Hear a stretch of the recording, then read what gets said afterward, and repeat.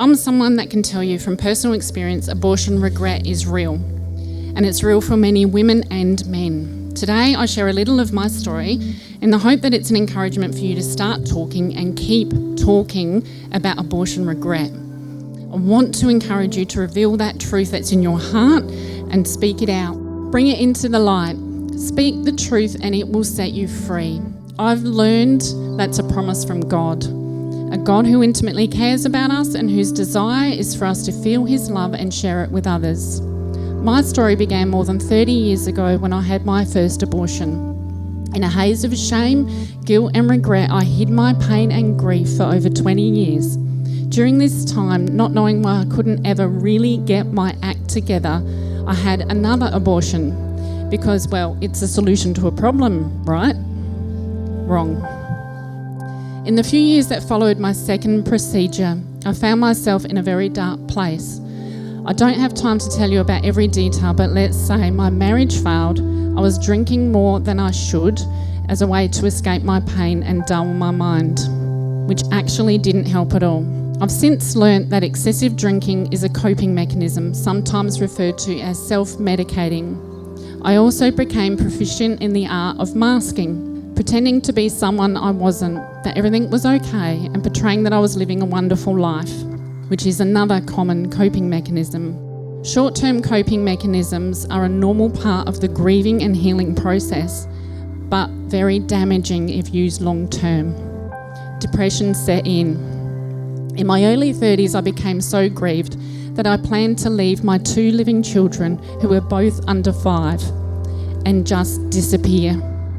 By disappear, I mean I just wanted to leave my current life. I'd felt I'd made such a mess, and all I desperately wanted was a chance to start over. And the only way I could see that happening was to reinvent myself and cut all ties with everyone and everything I knew.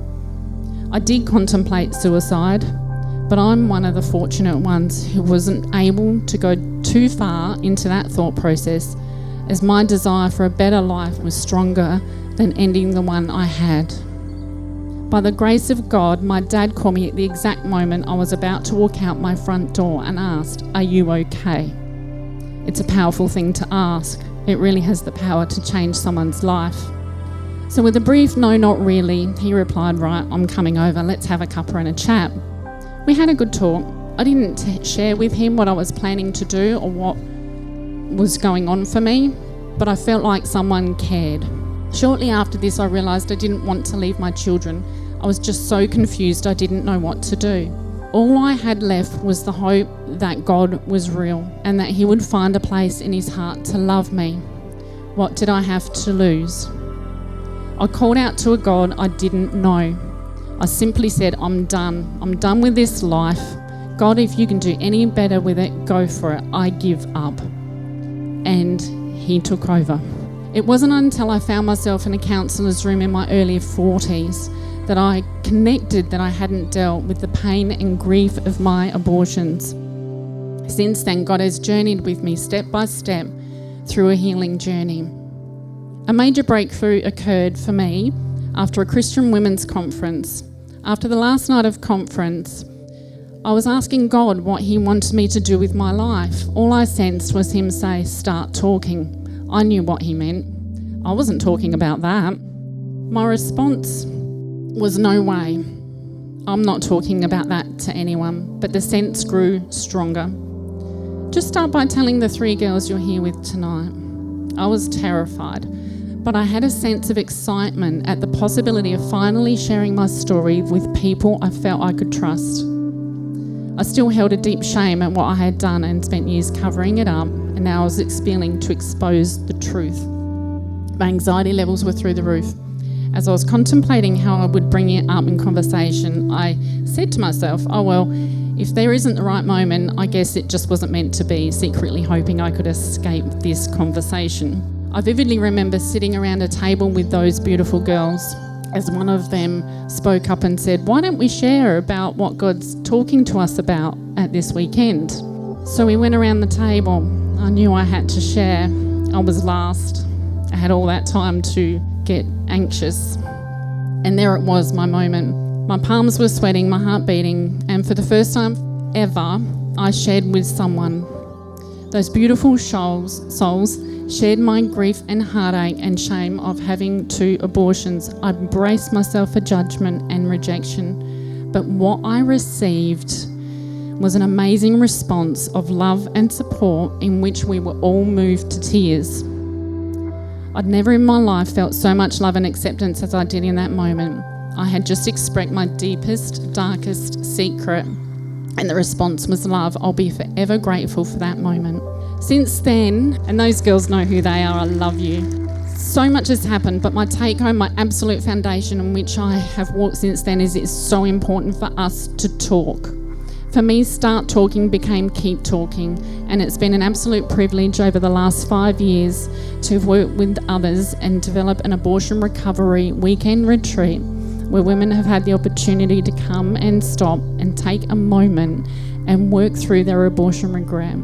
We provide them with a safe place to share their stories, to start talking, and to respond to them with love and respect, with the hope that bringing their stories into the light will give them the opportunity to heal.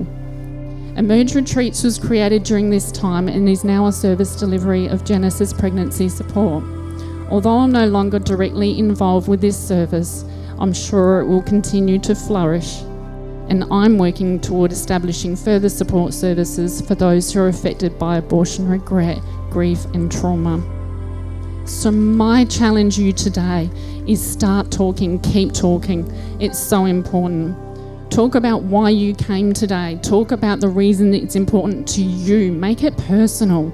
Share why. The power that is in the truth of your why will be the message that people will hear. The raw, vulnerable, candid, truthful expression of our life-lived experiences are so valuable. Who can be against us if our God is for us? He did not give us a spirit of fear, but of power and love and a sound mind. He lavishes his love on us. Nothing we have ever done is beyond him. He is the God who heals, who restores, who longs for your freedom so you can live your life in abundance and joy. This is a father's hope for his children. So take this truth, my friends, not mine. Take his truth. Take your stories and start talking and see what he does with your words.